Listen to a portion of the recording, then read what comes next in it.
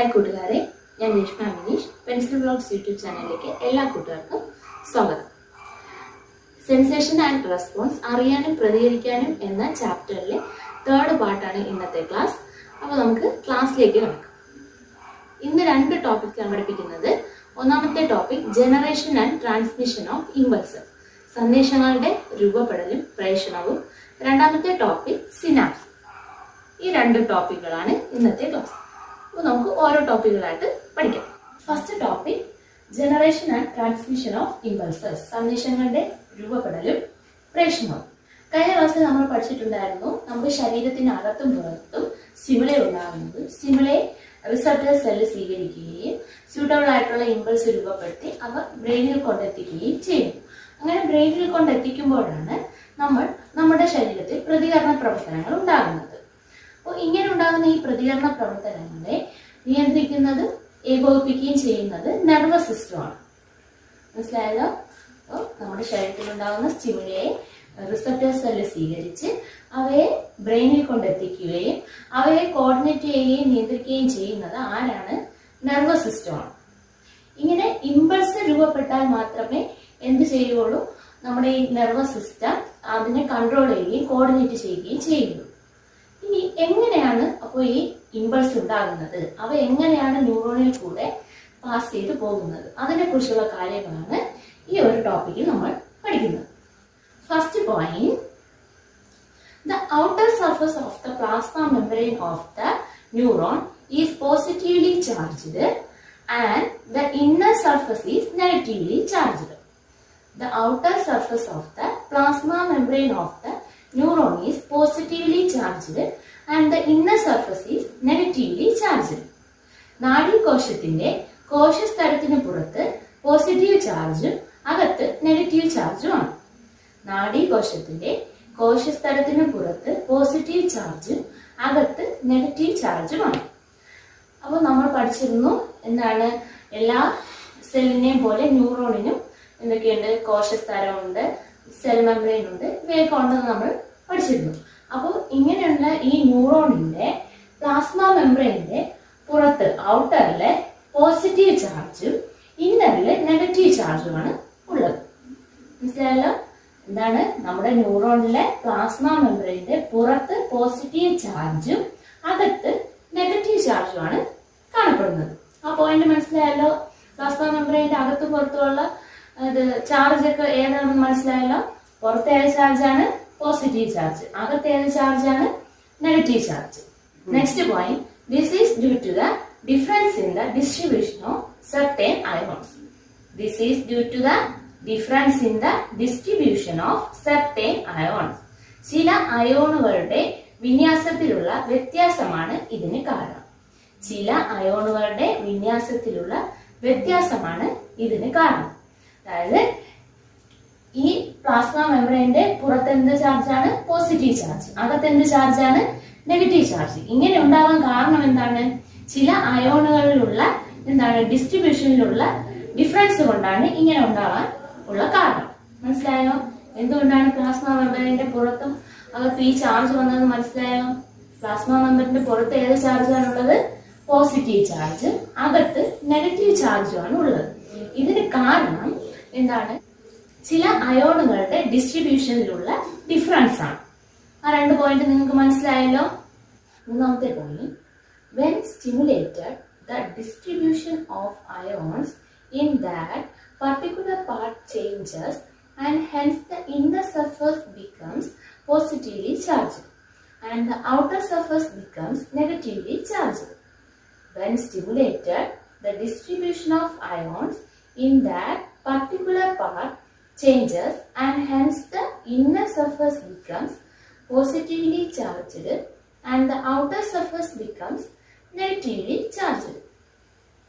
ഉദ്ദീപിക്കപ്പെടുമ്പോൾ ആ ഭാഗത്ത് അയോണുകളുടെ വിന്യാസത്തിൽ വ്യത്യാസം ഉണ്ടാകുന്നതിനാൽ കോശസ്തരത്തിനകത്ത് പോസിറ്റീവ് ചാർജും പുറത്ത് നെഗറ്റീവ് ചാർജുമായി മാറുന്നു. ഉദ്ദീപിക്കപ്പെടുമ്പോൾ ആ ഭാഗത്ത് അയോണുകളുടെ വിന്യാസത്തിൽ വ്യത്യാസം ഉണ്ടാകുന്നതിനാൽ കോശസ്തരത്തിനകത്ത് പോസിറ്റീവ് ചാർജും പുറത്ത് നെഗറ്റീവ് ചാർജുമായി മാറുന്നു. അപ്പോൾ എന്താണ്? സ്റ്റിമുലസ് സംഭവിക്കുമ്പോൾ ആ ഭാഗത്തെ അയോണുകളിൽ എന്ത് സംഭവിക്കും? വ്യത്യാസം സംഭവിക്കും. അങ്ങനെ വ്യത്യാസം സംഭവിക്കുമ്പോൾ എന്താണ്, നമ്മൾ നേരത്തെ എന്താണ് പറഞ്ഞത്? അതായത് പ്ലാസ്മ മെമ്പറൈന്റെ പുറത്ത് പോസിറ്റീവ് ചാർജും അകത്ത് നെഗറ്റീവ് ചാർജും ആണെന്നാണ് പറഞ്ഞത്. എന്നാൽ ഇവിടെ സ്റ്റിമുലസ് സംഭവിക്കുമ്പോൾ ആ ഭാഗത്തെ അയോണുകൾക്ക് വ്യത്യാസം ഉണ്ടാകും. അങ്ങനെ വ്യത്യാസം ഉണ്ടാകുമ്പോൾ ഇവിടെ പോസിറ്റീവായിട്ട് ഇരിക്കുന്ന ചാർജ് നെഗറ്റീവ് ആവുകയും നെഗറ്റീവ് ആയിരിക്കുന്ന ചാർജ് പോസിറ്റീവ് ആവുകയും ചെയ്യും. മനസ്സിലായോ? സ്റ്റിമുലസ് സംഭവിക്കുമ്പോൾ പോസിറ്റീവ് ആയിരിക്കുന്ന ചാർജിന്റെ അവിടെ നെഗറ്റീവ് ആവുകയും നെഗറ്റീവ് ആയിരിക്കുന്ന ചാർജിന്റെ അവിടെ പോസിറ്റീവ് ആവുകയും ചെയ്യുന്നു. കാരണം സ്റ്റിമുലസ് സംഭവിക്കുമ്പോൾ അവിടെ എന്ത് ചെയ്യുന്നു? അയോൺസുകൾക്ക് വ്യതിയാനം സംഭവിക്കുന്നു. അങ്ങനെയാണ് എന്ത് ചെയ്യുന്നത്? പോസിറ്റീവ് ആയിരിക്കുന്നത് നെഗറ്റീവ് ആവുകയും നെഗറ്റീവ് ആയിരിക്കുന്നത് പോസിറ്റീവ് ആവുകയും ചെയ്യുന്നത്. അതുപോലെ താഴെ ഇതേ രീതി തന്നെയാണ് സംഭവിക്കുന്നത്. എന്താണ്? നെഗറ്റീവ് ആയിരിക്കുന്നത് പോസിറ്റീവ് ആവുകയും പോസിറ്റീവ് ആയിരുന്ന ഭാഗം നെഗറ്റീവ് ആവുകയും ചെയ്യും. മനസ്സിലായോ? അപ്പോൾ എന്താണ് പറഞ്ഞത്? സ്റ്റിമുലസ് സംഭവിക്കുമ്പോൾ അഥവാ ഉദ്ദീപനം നടക്കുമ്പോൾ എന്താണ്? പോസിറ്റീവ് ചാർജ് ആയിരിക്കുന്ന ഭാഗം നെഗറ്റീവ് ആവുകയും നെഗറ്റീവ് ആയിരിക്കുന്ന ഭാഗം പോസിറ്റീവ് ആവുകയും ചെയ്യും. എവിടെയാണോ സ്റ്റിമുലസ് സംഭവിക്കുന്നത്, എവിടെയാണോ ഉദ്ദീപനം നടക്കുന്നത്, ആ ഭാഗത്തെ എന്ത് ചെയ്യും? അയോൺസുകൾക്ക് വ്യത്യാസം ഉണ്ടാവും. അങ്ങനെ അവിടെ അയോൺസിന് വ്യത്യാസം ഉണ്ടാകുമ്പോൾ പോസിറ്റീവ് ആയിരിക്കുന്ന ഭാഗം നെഗറ്റീവ് ആവുകയും നെഗറ്റീവ് ആയിരിക്കുന്ന ഭാഗം പോസിറ്റീവ് ആവുകയും ചെയ്യും. അതേപോലെ തൊട്ട് താഴെ അതുപോലെ തന്നെ സംഭവിക്കും. മനസ്സിലായോ? സ്റ്റിമുലസ് സംഭവിക്കുമ്പോൾ അഥവാ ഉദ്ദീപനം നടക്കുമ്പോൾ പ്ലാസ്മ മെംബ്രെയിന്റെ എന്ത് ചെയ്യും? പുറത്ത് പോസിറ്റീവ് ആയിരുന്ന ഭാഗം നെഗറ്റീവ് ആവുകയും നെഗറ്റീവ് ആയിരുന്ന പോസിറ്റീവ് ആവുകയും ചെയ്യും. കാരണം എന്താണ്? ഇവിടെ അയോൺസുകൾക്ക് ഉണ്ടായ വ്യതിയാനമാണ് ഇതിന് കാരണം. എന്ത് സംഭവിച്ചപ്പോൾ? സ്റ്റിമുലസ് സംഭവിച്ചപ്പോൾ ഇവിടെ ഡിസ്ട്രിബ്യൂട്ട് ചെയ്തിരുന്ന അയോണുകൾക്ക് ഉണ്ടായിരുന്ന വ്യതിയാനമാണ് ഈ ഒരു പ്രവർത്തനം ഉണ്ടാവാൻ കാരണം. മനസ്സിലായ? മൂന്നാമത്തെ പോയിന്റ്. നാലാമത്തെ point, the momentary charge difference stimulates its adjacent parts and similar changes occur there too. This momentary charge difference stimulates its adjacent parts and similar changes occur there too. പെട്ടെന്നുണ്ടാകുന്ന ഈ ചാർജ് വ്യതിയാനം തൊട്ടടുത്ത ഭാഗത്തെ ഉദ്ദേശിപ്പിച്ച് സമാന രീതിയിലുള്ള charge വ്യതിയാനം ഉണ്ടാക്കുന്നു. പെട്ടെന്നുണ്ടാകുന്ന ഈ charge വ്യതിയാനം തൊട്ടടുത്ത ഭാഗത്തെ ഉദ്ദേശിപ്പിച്ച് സമാന രീതിയിലുള്ള ചാർജ് വ്യതിയാനം ഉണ്ടാകുന്നു. അപ്പോൾ നാലാമത്തെ പോയിന്റ് എന്താണ്? അതായത് പെട്ടെന്നുണ്ടാകുന്ന ഈ ഒരു ചാർജ് വ്യതിയാനം തൊട്ടടുത്ത ഭാഗത്തെ എന്ത് ചെയ്യും? ഉദ്ദേശിപ്പിക്കും. അങ്ങനെ അവിടെ എന്ത് സംഭവിക്കും? ഇതേപോലെ ചാർജ് വ്യതിയാനം സംഭവിക്കും. മനസ്സിലായോ? പെട്ടെന്ന് ഉണ്ടാകുന്ന എന്തോന്ന്? ഈ ഒരു ചാർജ് വ്യതിയാനം എന്ത് ചെയ്യും? തൊട്ടടുത്ത ഭാഗത്തെ ഉദ്ദേശിപ്പിക്കും. അങ്ങനെ അവിടെ എന്ത് സംഭവിക്കും? ചാർജ് വ്യതിയാനം സംഭവിക്കും. അതായത് എന്താണ്? പോസിറ്റീവ് ആയിരിക്കുന്ന ഭാഗം നെഗറ്റീവ് ആവുകയും നെഗറ്റീവ് ആയിരിക്കുന്ന ഭാഗം പോസിറ്റീവ് ആവുകയും ചെയ്യും. മനസ്സിലായല്ലോ? സ്റ്റിമുലസ് സംഭവിക്കുമ്പോൾ അഥവാ ഉദ്ദീപനം സംഭവിക്കുമ്പോൾ അയോണുകളിൽ എന്താണ്? മാറ്റം സംഭവിക്കുകയും പോസിറ്റീവ് ആയിരിക്കുന്ന ഭാഗം നെഗറ്റീവ് ആവുകയും നെഗറ്റീവ് ആയിരിക്കുന്ന ഭാഗം എന്താണ്? പോസിറ്റീവ് ആവുകയും ചെയ്യും. ഇങ്ങനെ ഈ ഒരു പെട്ടെന്നുണ്ടാകുന്ന ഈ ഒരു ചാർജ് വ്യതിയാനം തൊട്ടടുത്ത ഭാഗത്തെ എന്ത് ചെയ്യും? ഉദ്ദേശിപ്പിക്കും. അങ്ങനെ അവിടെ എന്ത് സംഭവിക്കും? പോസിറ്റീവ് ആയിരിക്കുന്ന ഭാഗം നെഗറ്റീവ് ആവുകയും നെഗറ്റീവ് ആയിരിക്കുന്ന ഭാഗം പോസിറ്റീവ് ആവുകയും ചെയ്യും. മനസ്സിലായല്ലോ? അഞ്ചാമത്തെ point, as this process proceeds, impulse get transmitted as electric charges. As this process proceeds, impulse get transmitted as electric charges. ഈ പ്രക്രിയ തുടരുക വഴി വൈദ്യുത പ്രവാഹമായി സന്ദേശങ്ങൾ പ്രവഹിക്കുന്നു. ഈ പ്രക്രിയ തുടരുന്നത് വഴി വൈദ്യുത പ്രവാഹമായി സന്ദേശങ്ങൾ പ്രവഹിക്കുന്നു. എന്താണ്? അതായത് ഇങ്ങനെ ഒരു എന്താണ്? ചാർജിന് വ്യതിയാനം സംഭവിച്ച് ഈ ഒരു പ്രക്രിയ എന്ത് ചെയ്തുകൊണ്ടിരിക്കുകയാണ്? തുടർന്നുകൊണ്ടിരിക്കുകയാണ്. അപ്പോൾ പോകുന്ന ഇമ്പൾസ് വൈദ്യുത പ്രവാഹമായിട്ട് എന്ത് ചെയ്യും? തുടർന്ന് പോയിക്കൊണ്ടിരിക്കും. മനസ്സിലായല്ലോ? അതായത് നമ്മളിപ്പോ എന്ത് ചെയ്യാണ്? സ്റ്റിമുലസ് എന്ന് പറഞ്ഞാൽ എന്താണ്? നിങ്ങൾക്ക് എല്ലാവർക്കും അറിയാലോ. ഉദ്ദീപനം എന്ന് പറഞ്ഞാൽ എന്താണ്? നമ്മൾ കാണുകയോ കേൾക്കുകയോ ചെയ്യുന്ന കാര്യമാണ് എന്തെന്ന് പറയുന്നത്? ഉദ്ദീപനം എന്ന് പറയുന്നത്. അപ്പൊ ഇങ്ങനെ ഉദ്ദീപനം ഇപ്പൊ നമ്മൾ കാണുകയാണ്, ഇന്ന കാര്യം എന്താണ്? കാണുകയാണ് എന്നുള്ളൊരു എന്താണ്? ഉദ്ദീപനം ഉണ്ടാവുകയാണ്. അത് എന്ത് ചെയ്യും? റിസപ്റ്റർ സെല്ല് സ്വീകരിച്ച് ആ ഒരു ഇമ്പൾസ് രൂപപ്പെടുത്തും.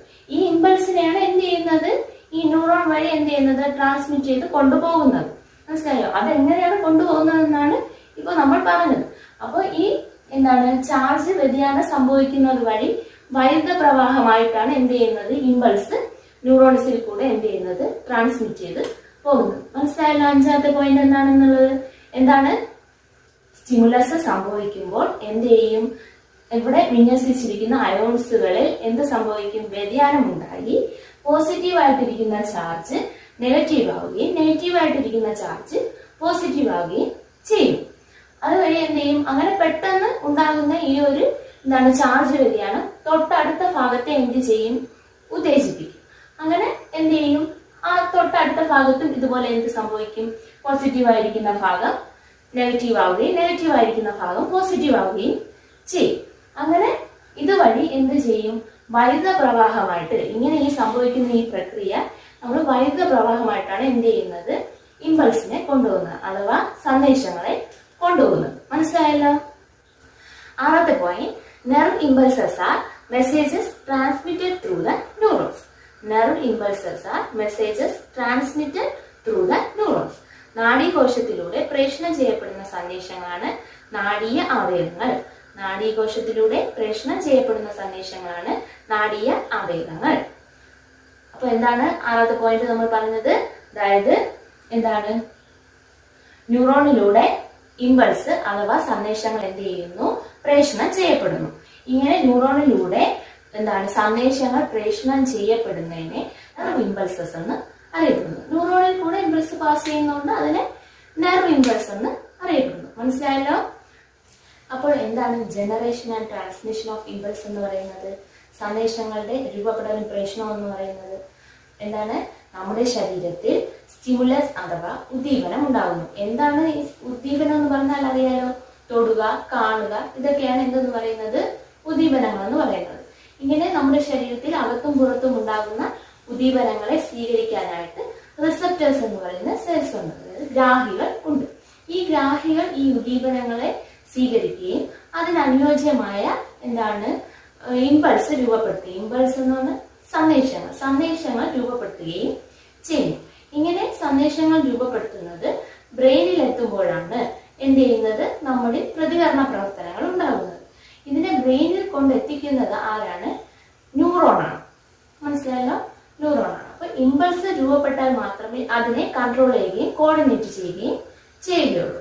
എങ്ങനെയാണ് ഈ ഇമ്പൾസ് ഉണ്ടാകുന്നതെന്നും അത് ന്യൂറോണിൽ കൂടെ പ്രേഷണം ചെയ്യുന്നതെന്നുമാണ് ഈ ടോപ്പിക്കിൽ നമ്മൾ പഠിച്ചത്. നമ്മുടെ ന്യൂറോണിലെ പ്ലാസ്മ മെംബ്രെയിനിന്റെ ഔട്ടർ മെംബ്രെയിനിലെ പോസിറ്റീവ് ചാർജും ഇന്നർ മെംബ്രെയിനിലെ നെഗറ്റീവ് ചാർജുമാണ്. ഔട്ടർ മെംബ്രെയിൻ എന്ന് പറഞ്ഞാൽ പുറത്ത് എന്ത് ചാർജാണുള്ളത്, പോസിറ്റീവ് ചാർജും അകത്ത് എന്ത് ചാർജുമാണുള്ളത്, നെഗറ്റീവ് ചാർജുമാണ് ഉള്ളത്. ഇതിന് കാരണം എന്താണ്, ചില അയോണുകളുടെ ഡിസ്ട്രിബ്യൂഷനിലുള്ള ഡിഫറൻസ് ആണ് ഇതിന് കാരണം. ചില അയോണുകൾ വിന്യസിച്ചിരിക്കുന്നതിലുള്ള വ്യത്യാസമാണ് ഇതിന് കാരണമെന്ന് പറയുന്നത്. അപ്പോൾ ഇവിടെ എന്ത് സംഭവിക്കും, സ്റ്റിമുലസ് സംഭവിക്കും. മനസ്സിലായോ. ഇവിടെ എന്ത് ഉണ്ടാവും, ഉദ്ദീപനം ഉണ്ടാവും. അങ്ങനെ ഉദ്ദീപനം ഉണ്ടാകുമ്പോൾ അവിടുത്തെ അയോൺസുകളിൽ എന്ത് സംഭവിക്കും, വീണ്ടും മാറ്റം സംഭവിക്കും. അങ്ങനെ മാറ്റം സംഭവിക്കുമ്പോൾ അവിടെ പോസിറ്റീവ് ആയിരുന്ന ഭാഗത്ത് നെഗറ്റീവ് ചാർജ് വരികയും നെഗറ്റീവ് ചാർജ് ആയിരുന്ന ഭാഗത്ത് പോസിറ്റീവ് ചാർജ് ആയി മാറുകയും ചെയ്യും. മനസ്സിലായോ.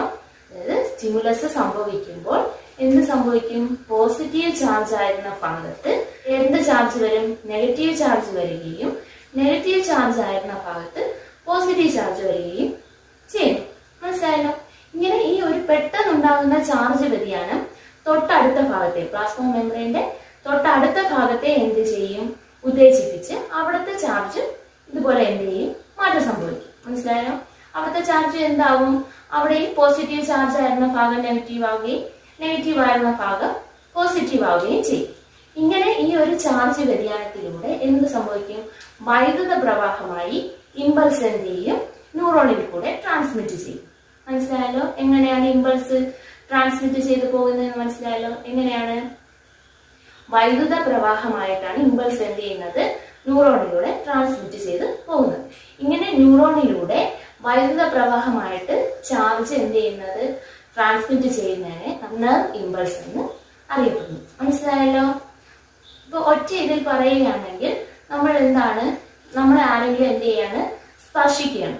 സ്പർശിക്കുമ്പോൾ അവിടെ അതുമായി ബന്ധപ്പെട്ട് റിസപ്റ്റർ സെൽ എന്ത് ചെയ്യും? ആ ഒരു സ്റ്റിമുലസിനെ എന്ത് ചെയ്യും?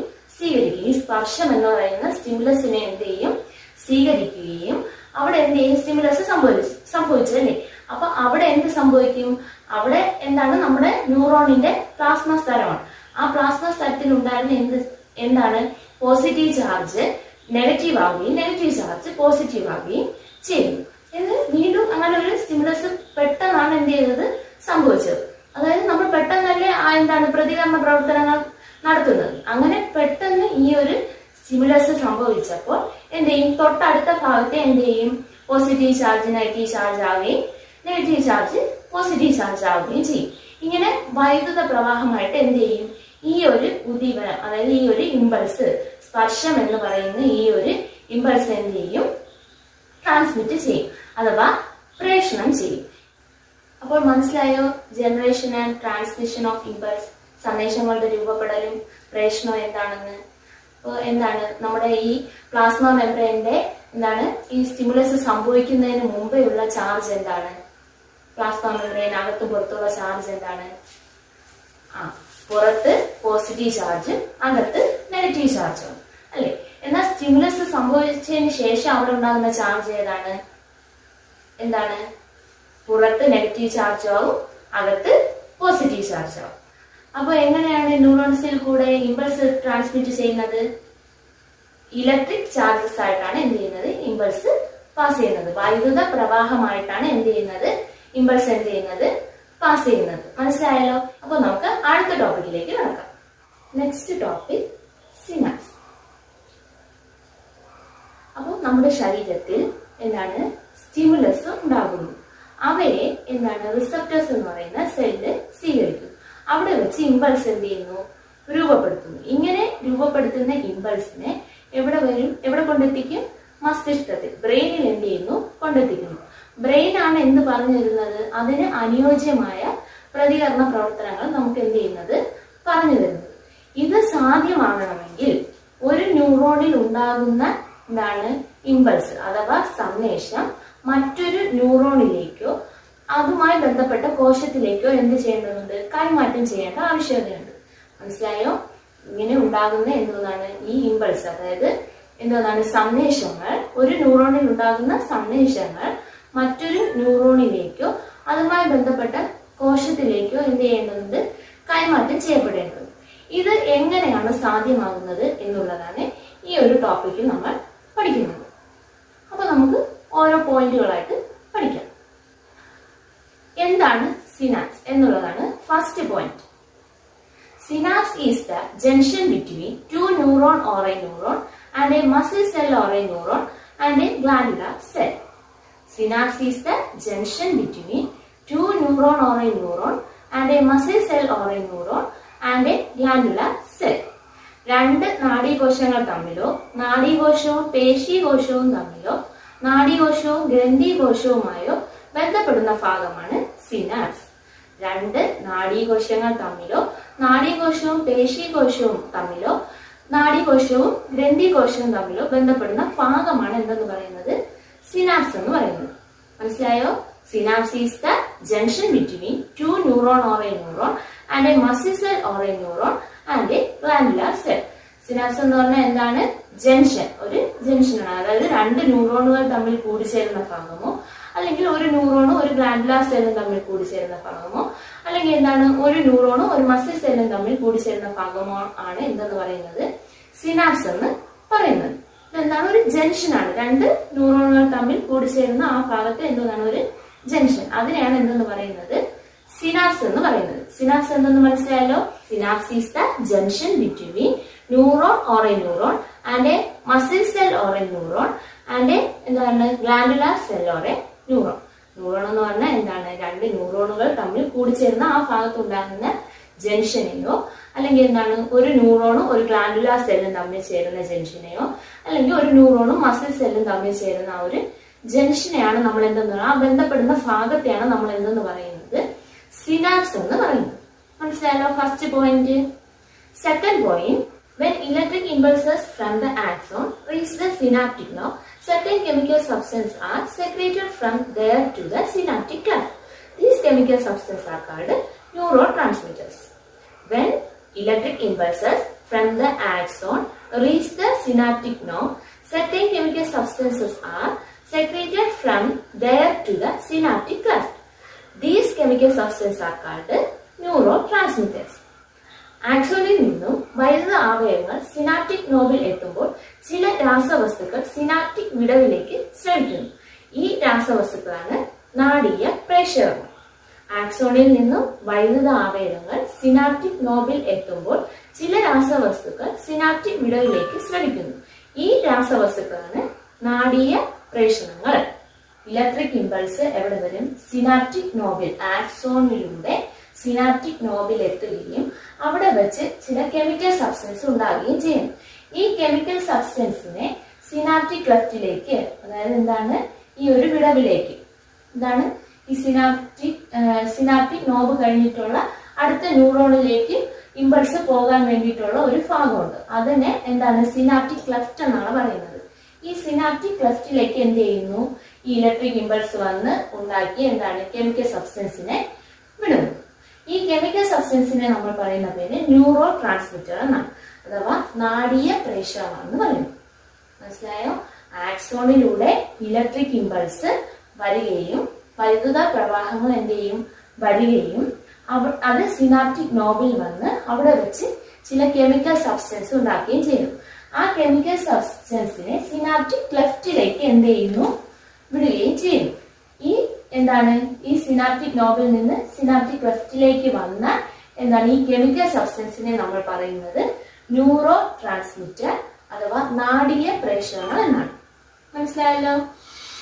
Next point, they stimulate the adjacent dendrite or cell and new electric impulse are generated.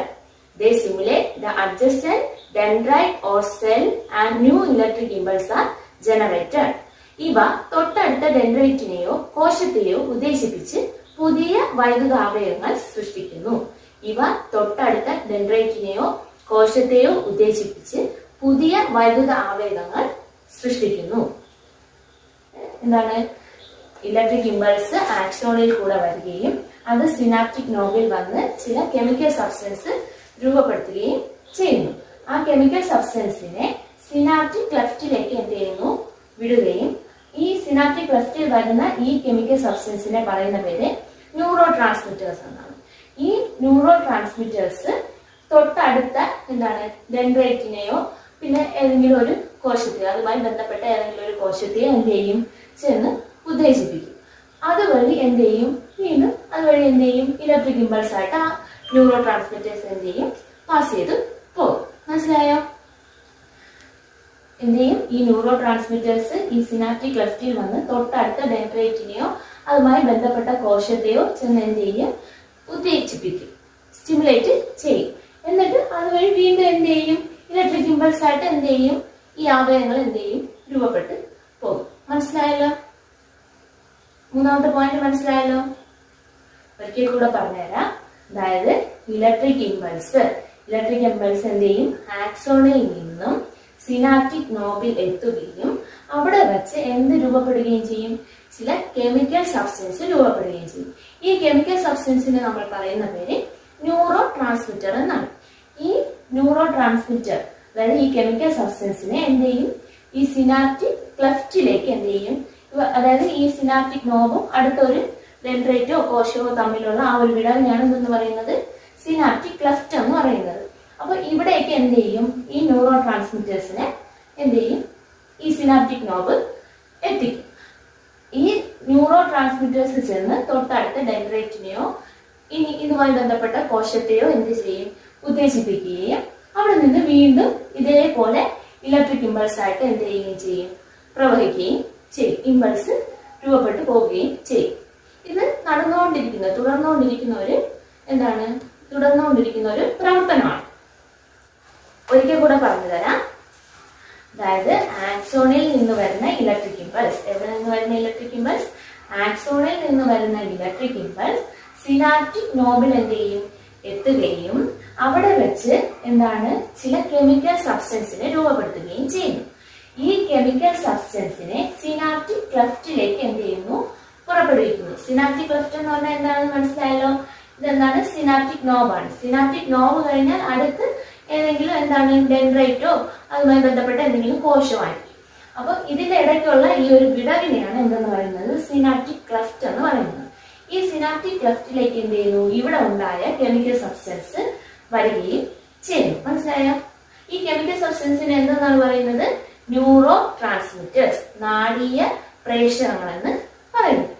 ഈ നാഡീയ പ്രേഷണങ്ങൾ എന്ത് ചെയ്യും? തൊട്ടടുത്ത ന്യൂറോണിലെ എന്താണ് ഡെൻഡ്രൈറ്റിനെ ചെന്ന് എന്ത് ചെയ്യും? ഉത്തേജിപ്പിക്കുകയോ അല്ലെങ്കിൽ ഏതെങ്കിലും കോശത്തെ ചെന്ന് ഉത്തേജിപ്പിക്കുകയോ ചെയ്ത് പുതിയൊരു എന്താണ് ഇലക്ട്രിക് ഇമ്പൾസ് ആയിട്ട് പുതിയൊരു ആവേഗമായിട്ട് രൂപപ്പെട്ട് എന്ത് ചെയ്യും? വീണ്ടും തുടർന്ന് ഈ ഒരു പ്രവർത്തനം തന്നെ എന്ത് ചെയ്യും? ചെയ്തുകൊണ്ടേയിരിക്കും. മനസ്സിലായല്ലോ? എങ്ങനെയാണ് ഇമ്പൾസ് രൂപപ്പെട്ട് തൊട്ടടുത്ത ന്യൂറോണിലേക്ക് കൈമാറ്റം ചെയ്യപ്പെടുന്നതെന്ന് മനസ്സിലായല്ലോ. Next point, acetylcholine and dopamine are examples of neurotransmitters. Acetylcholine and dopamine are examples of neurotransmitters. Acetylcholine, dopamine എന്നിവയാണ് നാഡീയ പ്രേഷകങ്ങൾക്ക് ഉദാഹരണങ്ങൾ. Acetylcholine, dopamine എന്നിവയാണ് നാഡീയ പ്രേഷകങ്ങൾക്ക് ഉദാഹരണങ്ങൾ. എന്താണ്? അതായത് ഈ ന്യൂറോ ട്രാൻസ്മിറ്റേഴ്സിനെ കുറിച്ച് നമ്മൾ പഠിച്ചു. ഈ ന്യൂറോ ട്രാൻസ്മിറ്റേഴ്സിന്റെ എക്സാമ്പിൾ എന്ന് പറയുന്നത് അസറ്റൈൽകൊളൈനും ഡോപ്പമിനുമാണ്. മനസ്സിലായോ? അസറ്റൈൽകൊളൈനും ഡോപ്പമിനുമാണ് എന്തെന്ന് പറയുന്നത്? ന്യൂറോ ട്രാൻസ്മിറ്റേഴ്സിന് എക്സാമ്പിൾ എന്ന് പറയുന്നത്. മനസ്സിലായല്ലോ? ന്യൂറോ ട്രാൻസ്മിറ്റേഴ്സ് എന്താണെന്ന് മനസ്സിലായല്ലോ. എന്താണ്? അതായത് എന്താണ്? സിനാപ്റ്റിക് നോബിൽ ഇലക്ട്രിക് ഇമ്പൾസ് വന്ന് എന്ത് ചെയ്യുന്നു? ചില കെമിക്കൽ സബ്സ്റ്റൻസിനെ രൂപപ്പെടുത്തുന്നു. ഈ കെമിക്കൽ സബ്സ്റ്റൻസ് എവിടെ പോകുന്നു? സിനാപ്റ്റിക് ക്ലെഫ്റ്റിലേക്ക് വരുന്നു. ഇവിടെ വരുന്ന ഈ കെമിക്കൽ സബ്സ്റ്റൻസിനെ നമ്മൾ പറയുന്നത് ന്യൂറോ ട്രാൻസ്മിറ്റേഴ്സ് എന്നാണ്. ഈ ന്യൂറോ ട്രാൻസ്മിറ്റേഴ്സിന് എക്സാമ്പിൾ ആണ് അസറ്റൈൽകൊളൈനും ഡോപ്പമിനും. നെക്സ്റ്റ് പോയിന്റ്, സിനാപ്സിന്റെ ധർമ്മം അഥവാ സിനാപ്സിന്റെ function. Synapse helps to regulate the speed and direction of impulses.